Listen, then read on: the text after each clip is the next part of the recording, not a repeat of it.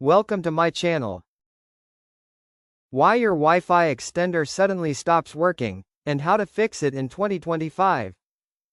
1. Check power and lights. Make sure the extender is plugged in properly and the LED lights are on and stable. 2. Restart the extender and lights. Unplug it for 30 seconds, then plug it back in. This fixes most temporary issues.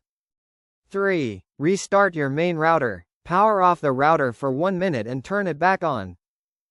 4. Move the extender closer. Place the extender halfway between your router and the weak Wi-Fi area.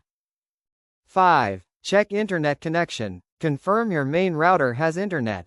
Extenders won't work without it. 6. Reconnect the Wi-Fi network. Sometimes the extender disconnects. Reconnect it to your main Wi-Fi.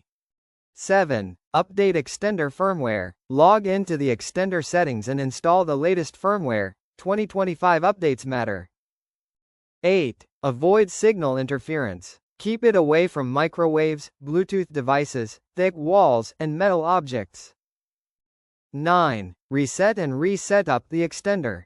Press and hold the reset button for 10 seconds, then set it up again from scratch.